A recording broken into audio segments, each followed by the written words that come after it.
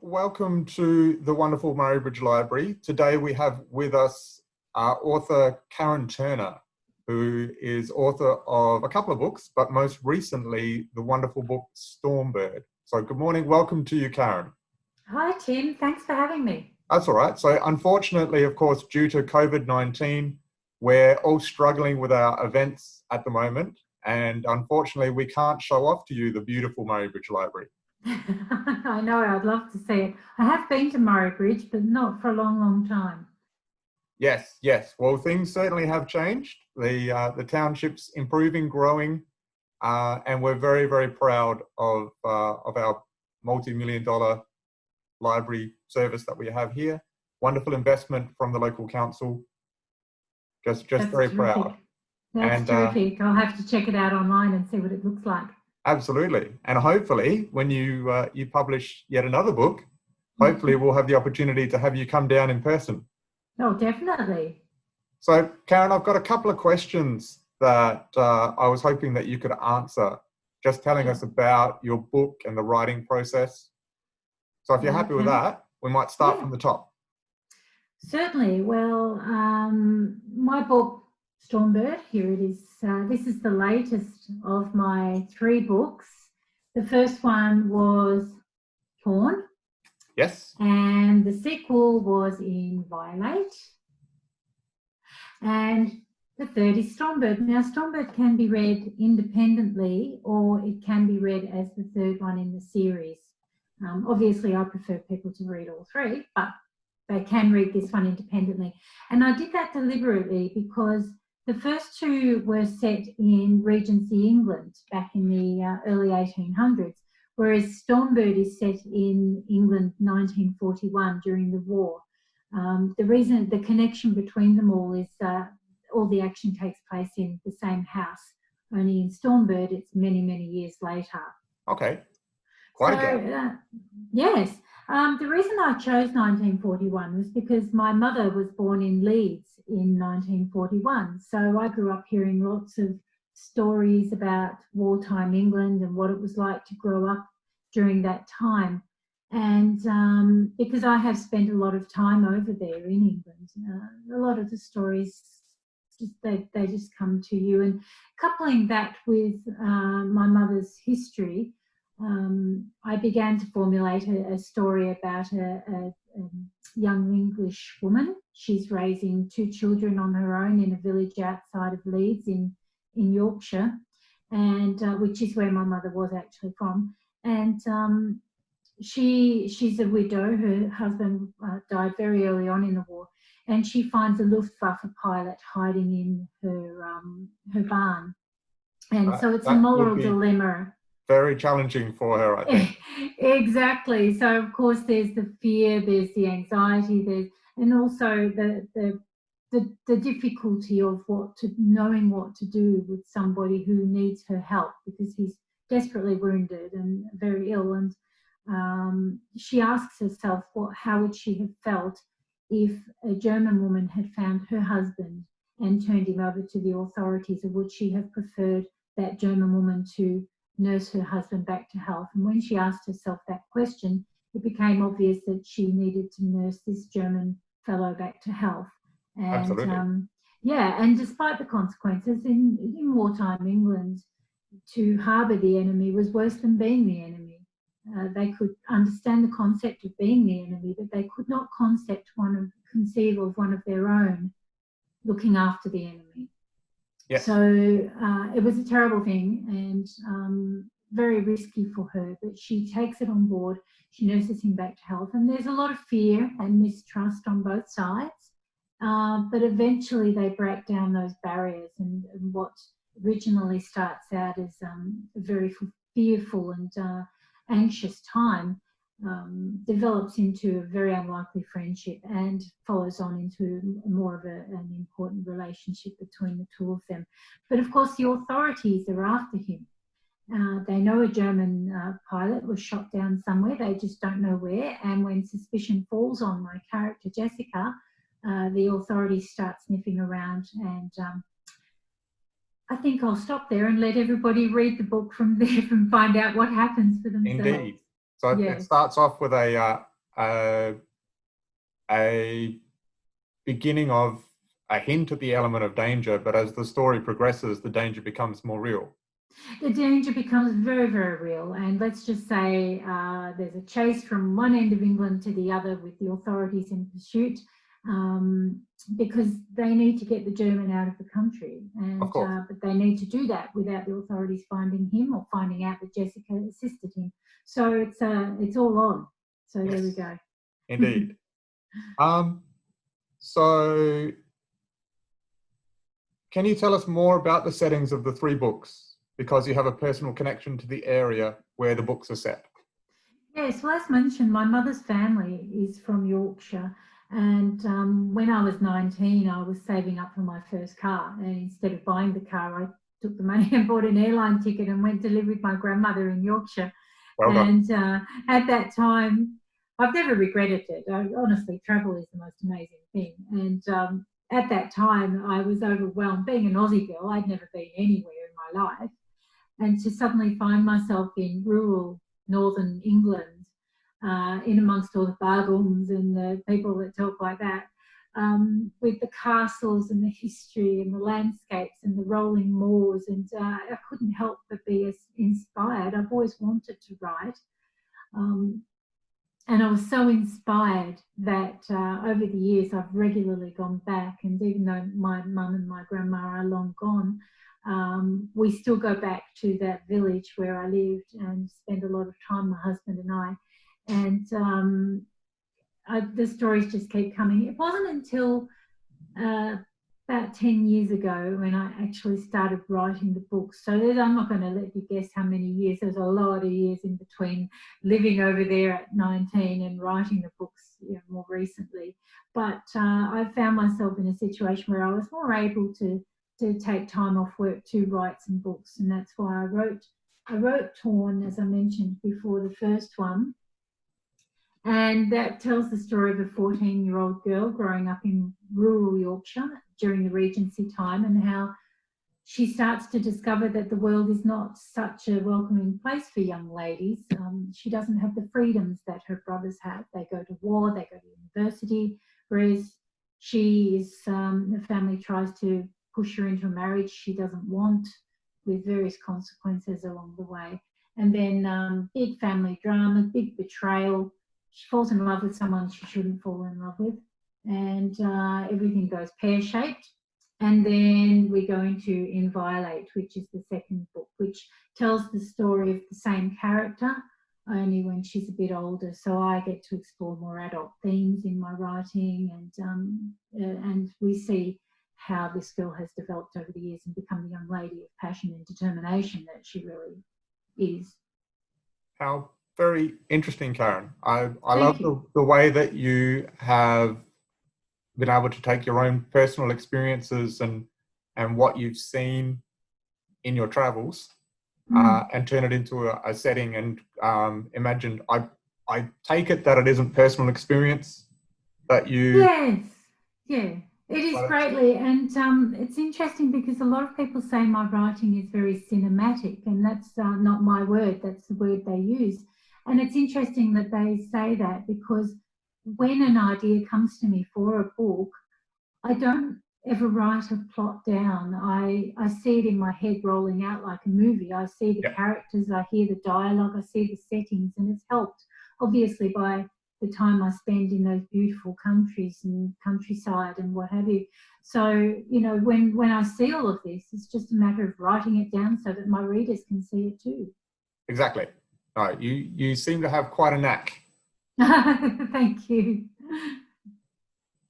So, just wondering, Karen, what would you class your books? What sort of genre would they be in? Is there like one pocket that you can pop them in? Not really. They've been considered, they're sort of, the umbrella term women's fiction tends to hang over them, but there's war and intrigue and drama and romance and everything else along the way. Interestingly, though, I have quite a following among the gay community, and also a lot of male fans who are following it as well. And not to say the gay community is not male, but I was quite surprised to find that I do have a following in the gay community. I didn't realise that these books would appeal to gay people. Yeah. I That is also very was surprising. interested. Yeah, I was also intrigued to discover that heterosexual men love my books as well, which came as a complete surprise to me. And it was from a man who emailed me to say that he bought my first two books, Torn and Inviolate, for his mum.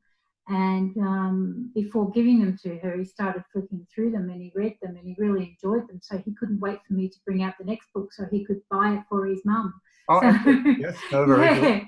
yeah. So it's I've got quite a widespread audience, which when I call the books women's fiction, I thought that's what they were, but it seems that it's not limited to that. No, very, very broad. Very, Great for marketing and great for sales. yes, exactly. So, just wondering, so you've spoken about travel and the fact that you've lived in the area where you set your books. Can you expand a bit further on that? Just wondering what sort of research that you do before you're writing or during the writing process of each of your books. Okay, well, with regard to research, it was a lot easier to research the last book because it was set in 1941. I mean, World War II is such a huge part of the world's history that there is an awful lot of information out there, and a lot of it still exists. So I was able to physically see things like ration books and a lot of the locations in the UK where the action in my stories take place still exists, so I was able to visit there. The streets and the villages that I refer to are real, and I've been there and I've walked the streets.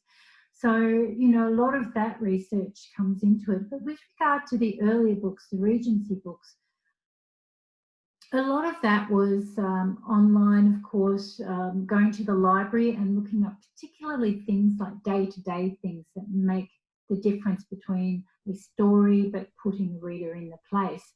For example, we all know what Regency costume looks like. Think, Elizabeth Bennet from Jane Austen books, that kind of Regency costume. But what did they sit down to eat? Who did their washing and how did they do the washing? How did, all these little things. I know that men in the day, the young men who were dressed up in their fancy going out outfits often wore a dress sword. So I needed to know what that was actually like. How did it make you walk? What were they heavy? Could you actually use them for a bit of thrust and parry, or were they really just dress swords? And so all these little things I had to find out. And I may not have used them in the book, but it helps to put me into place so that when I drop in little anecdotes, it makes it real for my readers and they can also put themselves in the place. So, just little day-to-day things. That's believability, isn't it?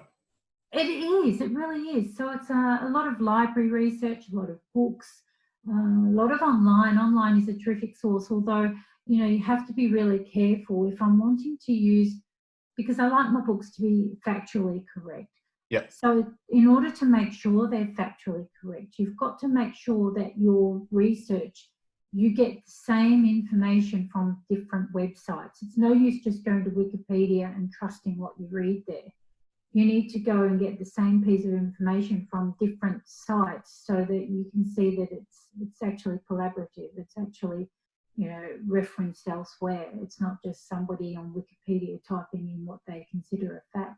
So you have to be really careful about where you get your information and whether it's reliable. And in that way, I try to make my books factually correct. Okay. In Stormbird, in Inviolate, there's quite a lot of reference to obviously Napoleon and Waterloo. And I thought that there is a lot of information out there about that. I wanted it to be right. Yes. Yeah. Did you come across a lot of information that may be suspicious? Yes, you do. And, little things where you think, oh, that's not what that other site said. Or, that reference book there sort of described that a little bit differently. So then you start thinking, oh boy, how do I narrow it down to find out what the true history was? And so in some cases you just can't.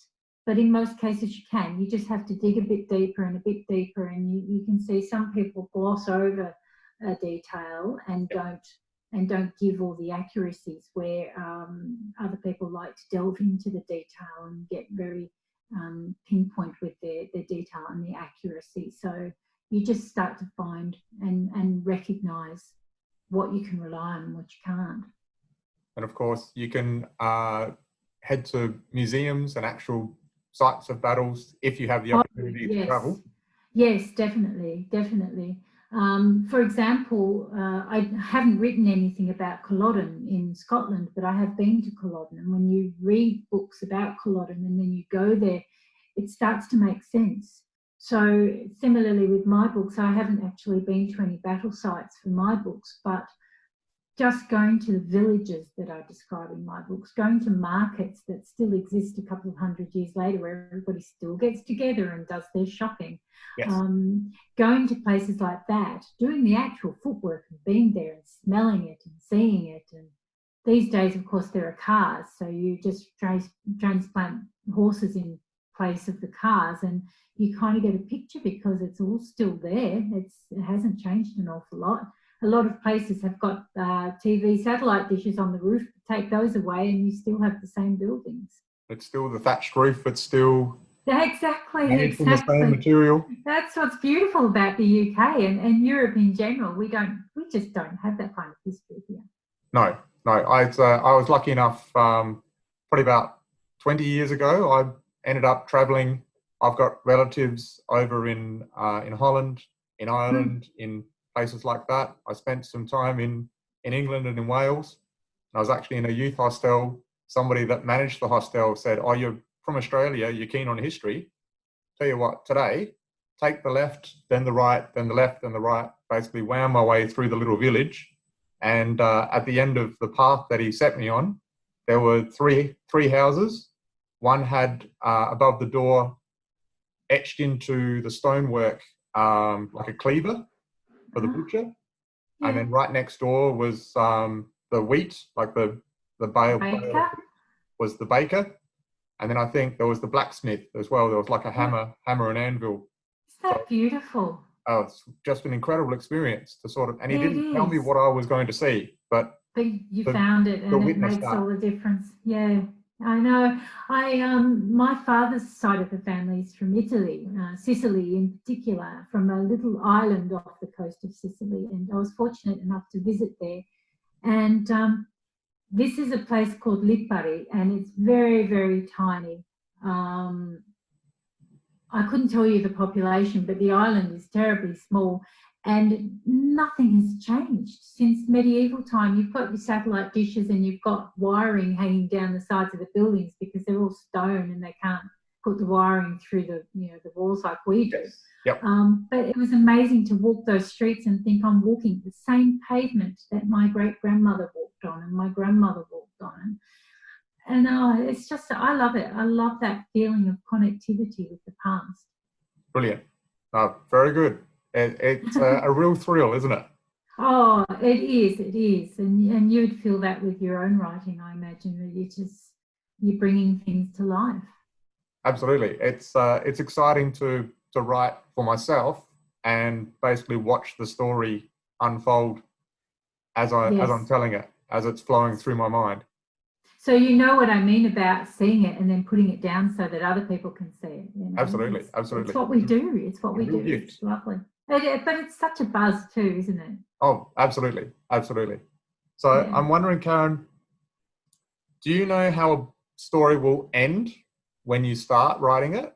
Or does it sort of flow and develop? Well, generally I do. Like I said, I don't tend to plot, but I see milestones in my head. You know when you're doing like a project or something for work and you've got the beginning point, the ending point, and you have the milestones along the way where the important things happen. Yes. My stories are sort of like that in my head. I see the beginning, I've got a fair idea of the ending, and then I've got the important things that happen to my characters along the way. And as I write the story, I'm filling the gaps between those important things. Okay. So it's in those, the gaps that I fill where things can change a little, Not often do I deviate and I think, oh boy, I need to remove this milestone because it's just not going to happen now. Things have changed. Yep. I usually get to where I expect to end up.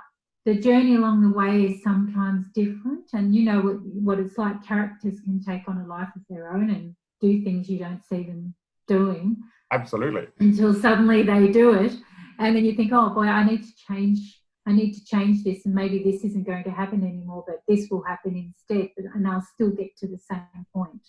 Okay. So yeah, I do. Generally, I see the end. How I get there can vary. Yes. Okay. Now that makes sense. Can I be cheeky and ask, what are you working on at the moment? That's not cheeky at all. I get asked that a fair bit. It's interesting because I've spent so much time focusing on the UK with my writing that I've been asked by a lot of people to be a little more patriotic and write something set in Australia. So I'm actually writing a book that is set in the Victorian goldfields during the 1850s. So a whole new style of research to be done. When we come out of lockdown, I'm going to be heading off to places like Ballarat and Sovereign Hill to do some research. Entirely different story for me. But again, I've started it. I can see the ending. It's just how I get there that I'm working on. Yeah. Okay. Have you been to Sovereign Hill before? Yes, I have. I love it there because I love history, and Sovereign Hill, the houses there and the buildings and everything, the streets. It's a living museum, isn't it? Absolutely. And it's just beautiful to go there and hang out and just immerse myself in some Australian history. I took my nieces and nephews there for Christmas a few years ago, and they did the gold panning, and they were fascinated. And for me, it was a buzz because it was just an excuse to go there again. Absolutely. My nieces and nephews. I wonder, Karen, if you hinted at the fact that you're doing some research for a novel, you might get a behind-the-scenes tour. You know what? I'm hoping so. My fingers are certainly crossed. I think that'll be very exciting. I'm hoping so, yeah. So just wondering as well, so you've got 3 novels out now. You've also got a book of short stories. That's right. Are you writing in between? Are you finding inspiration for more short stories, or are you more focused on your novel writing at the moment? I'm more focused on my novel writing, but occasionally something will pop up and I think, oh, that'd make a great little short story. And I sort of rattle off a first draft, and I never seem to finish them. I get the first draft down, but as you know, first draft is not the end. You need to draft and redraft and redraft. So I've got a lot of first drafts lying about that one day I'll get around to finishing and doing something with. There might be a second book of short stories coming out. There might be, but unfortunately, I have so many ideas for novels in my head that the short stories are on the back burner for now. Yes, yeah, no, that makes a lot of sense. Can you share with us just a little insight, maybe, Karen, in your publishing journey? I believe that the first 2 novels and maybe the book of short stories you published self-publishing? Yes, I have had I was going to say a different journey, but everybody's journey is different publishing. The short stories I had planned to do with my dad because I'd written all these short stories and they'd won awards, and I was dead chuffed about that. So I said to my dad, let's put together a book of my short stories and you can do some little sketches, because Dad was pretty good at doing sketches. So we thought we'd do a book together.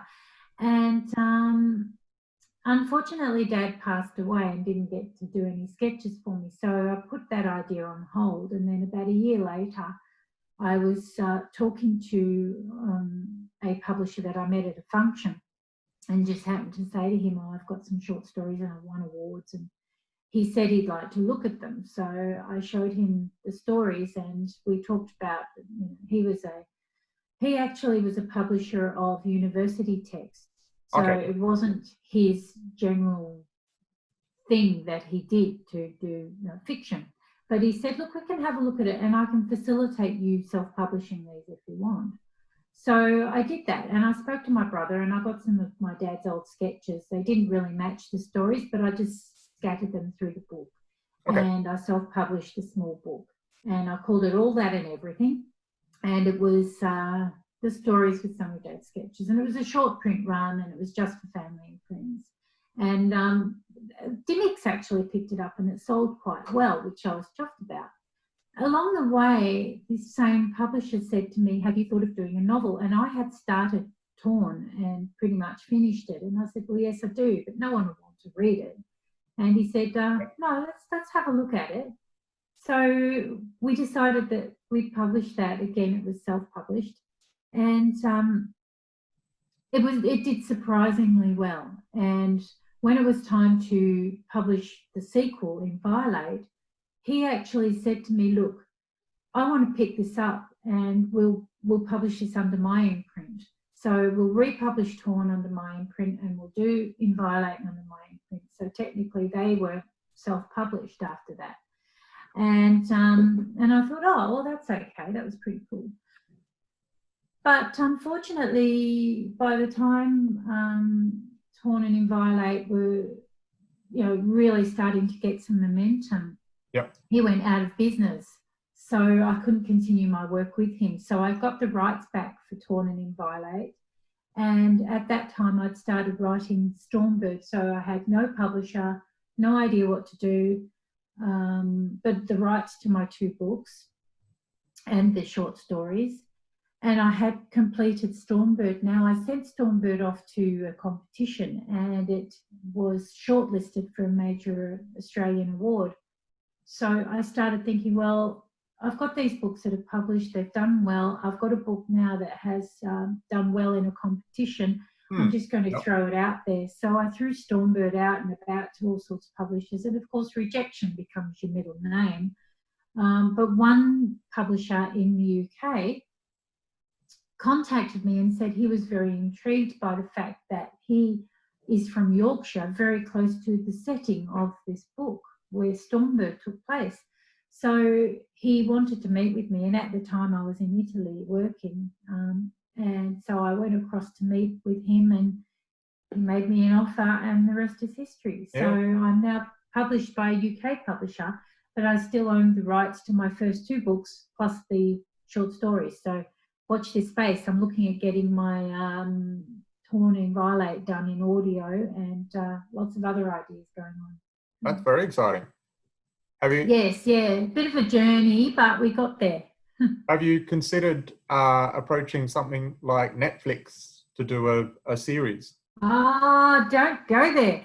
I would love to because, I would love to. It's, I think I'm a little bit scared because it's such a foreign world for me, that kind of environment. I'm a little bit daunted, and there just seems to be such a, I'm here, I'm a writer, I've got these books, and that seems to be way over there. And I just need to grow a spine, I think, and start thinking along those lines. Baby steps for me. An exciting opportunity, but maybe one for the future.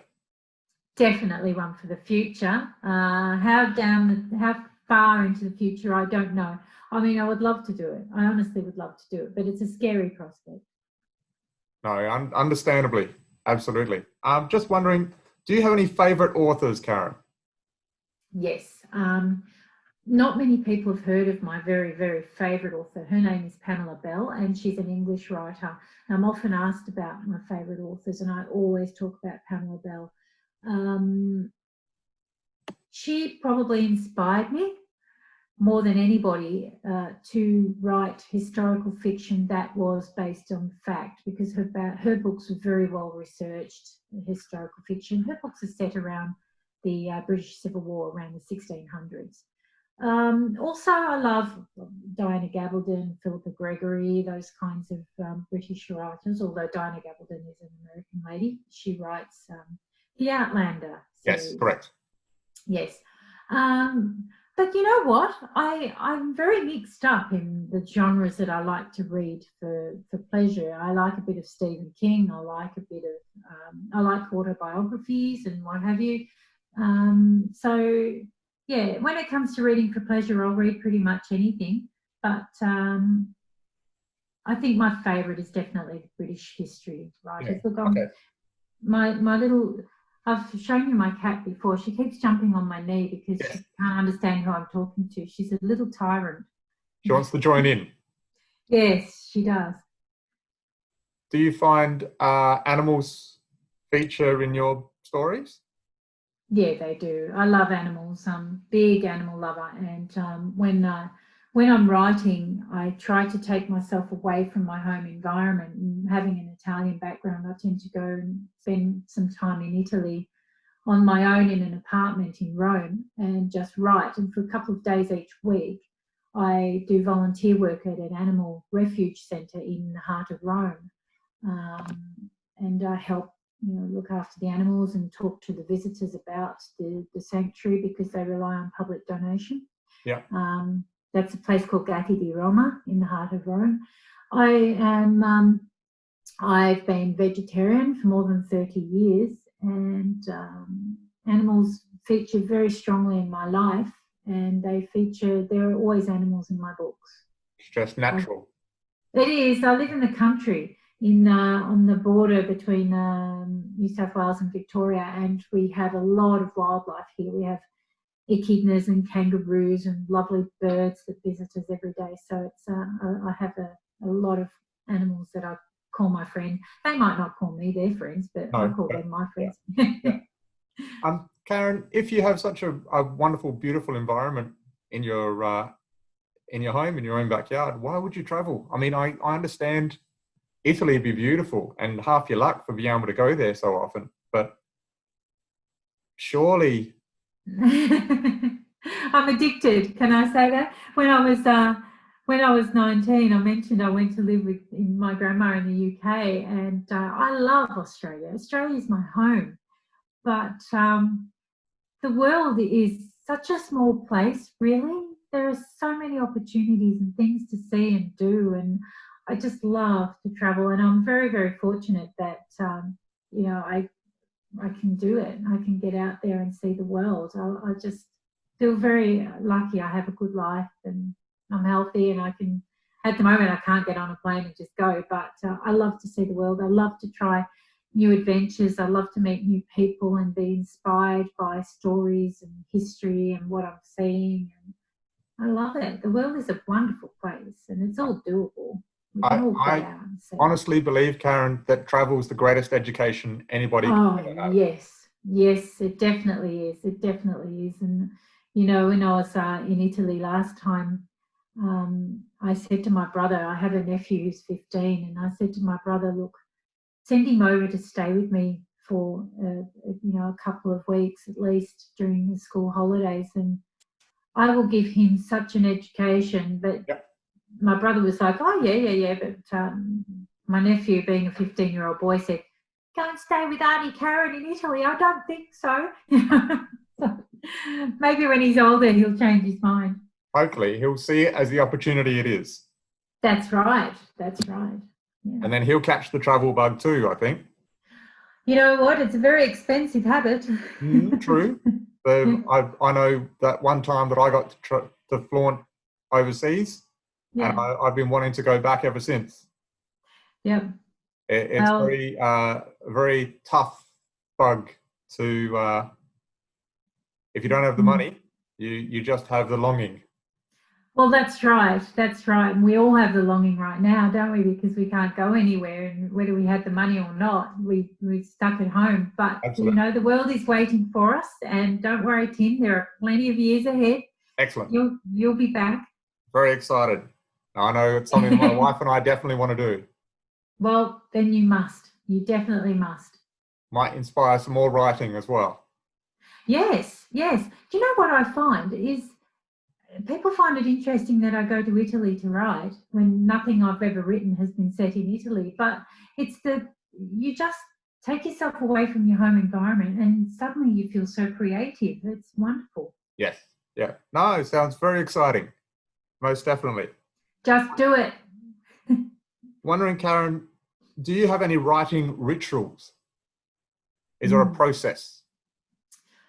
Aside from travel, the trip over to Italy. Well, the reason why I travel is because I get easily distracted.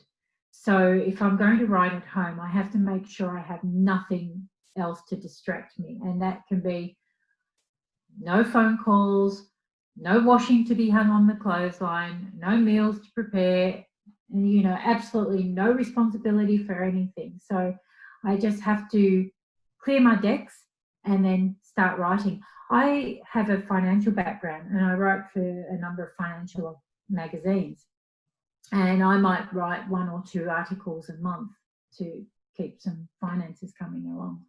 Um, and I have to make sure I have nothing waiting. I have to make sure, even if they're not due yet, I have to make sure I've got my articles out of the way, all my housework is done, no visits to the physio or anything like that. Everything is done, because if I've got something on my mind, it's going to stop me writing. Yeah. Once I've done that, I'll put on some music, and it'll be music that will set the tone for what I'm writing. If I'm writing something dramatic or exciting, I have dramatic and exciting music on. If I'm writing something serene and gentle in the countryside, I'll have some classical music on or something like that. And always a cup of tea. I like my cup of tea. Always a cup of tea. Very good. Yeah. Is the music from that era that you're writing in, or is it just that general vibe that you get from what you're putting on? Yeah, it's just a mood thing. It's just a mood thing. So it's not necessarily for the genre that I'm writing. Though I have to say, when I was writing the World War II stuff, I listened to a lot of Glenn Miller, and I love the big band sound that they all danced to back in the day. But generally, it's just a mood. If I'm trying to write something that's very upbeat, I'll listen to something upbeat. If I want to write something that's very, think about the rolling countryside and things like that, then I'll put on some rolling music it's all about setting a mood for myself. Okay. Oh, that certainly makes sense. Yeah. Karen, do you have any tips for aspiring writers? We have a great writing group here in the Murraylands area, and I know that there's a number of people that regularly come into the library looking at writing fiction books or writing crime stories or that sort of thing. So I know for a fact we've got some budding and inspiring authors here locally. Just wondering if you had any tips and tricks. Well, obviously, the first thing is just to start. I find that finishing is the hardest part, because a book is never finished. You write yourself, you know that it's never finished. You can always go back and tweak it and change it, and so you just have to draw a line under it and say it's done. So just start. But also, I think that the mistake that a lot of budding writers make is thinking that it's got to be perfect first time, and it just isn't. You go through so many redrafts that, each of my books went through maybe 6 or 7 redrafts before it even went to the editor. And after that, it's got another 3 or so redrafts. So that getting that first draft done, whether you like it or you hate it, just get it done, because that isn't your finished product. It's just so important to get started and get it down. Correct. Once it's down, then you pare it back. And one of the things that, and I've done it myself, you fall into the trap of looking at a piece of writing and thinking, oh, good heavens, that is the best piece of writing anyone's ever done. It's staying in my book, even though it doesn't add anything to the book. Yeah. You just have to kill your darlings. If it doesn't add to the book, it doesn't matter if it's brilliant writing. It has to go. It has to go. It's just going to distract your readers. Write something else that's brilliant, but never destroy it. I have a file that I create, and I call it my fragments. So whenever I'm killing my darlings and pulling out all these bits of beautiful prose that I think is just wonderful, but I can't use, I save it for something else. I just put it aside, and I might refer back to it another time and tweak it a bit and use it. But you've got to be ruthless. Get rid of anything that does not enhance the story and keep the story moving forward. Yep. I know that Dan Brown came in for quite a bit of criticism with the Da Vinci Code, because he had a lot of research and a lot of detail. People said, oh, he's just showing off. So, you need to be mindful of not bombarding the reader with information, just give them what they need to know to keep the story moving forward, and say to yourself, if this isn't going to help the reader, then it needs to go. Will the reader miss out by not having that? No, get rid of it. Yeah. If the reader will miss out by not having it, keep it in. So you've got to be ruthless, and then redraft, and tighten your words up, make them really precise, and think about words. Is this exactly the word I want to use, or am I saying something that I'm not trying to say? Okay. I think that's about it. Yeah, no, that's some great advice. Thank you, Karen. Is there in your mind somewhere a book that you wish you had written? I think I wish I'd written Outlander. Yes. Yeah. Yes. I read that many, many years ago, long, long before a TV show was done. And I was blown away by it. I thought, oh, this is amazing. I love this story. We actually believe that time travel can happen. And I loved it. And yeah, I wish I'd written that. Yeah. Yeah. I think a few people wish that had. I think so. So back to the Netflix idea. Yes. If Stormbird was ever made into a movie, who do you think would be the main character? Oh, I can tell you straight off. A lady called Sophie Skelton. I've actually met her. She plays the part of Brianna in Outlander, and I've met her, and meeting her and chatting with her face to face, I thought she is my Jessica. I don't know how I'm going to do it, but if it ever gets up to Netflix or anywhere, any other television production, I want Sophie Skelton for my Jessica. It's Karen, just leave it to their people to talk to her people. Yeah. I'm sure it'll be a-okay. I'm trusting you with that one then. In the bag. Yep, great, thank you. Karen, your 3 books, Torn, Inviolate, and Stormbird, are all available off your website? They are. It's probably better if people go to the book depository though, because they can get it free postage. Unfortunately, I have to charge for posting. But Okay. if people go to the book depository, they can get them free postage. Yep. You can also buy them in e-format, or you can buy them from Amazon or all that kind of stuff. Okay. Yep. If people want to email me through my website, I can certainly help them out. Certainly. So that's Karen Turner, Karen with a K, karenturner.com.au. Yes, spot on. Perfect. Excellent. And I think the first 2 books going for about $24.95, $25. Yes, yeah, they retail for about $24.95, and Stormbird is $29.95, I think. You can also buy them through Dimmicks, I think, if you go in and ask for them. Okay. I know that Dimmicks are very good supporters of mine, so if they don't have them on the shelves, ask for them, they'll get them in for you. Excellent. All right. Thank you very much, Karen. Thank you so much for your time. Good luck with the writing. Good luck with the travel. Same to you. And good luck with the cat. Yeah, look, she's a little tyrant, but she's my little tyrant. Absolutely. Very cute. Thank you. Appreciate your time, Karen, very much. Thanks a lot, Tim. Thank you. Bye for now. Bye for now. Bye.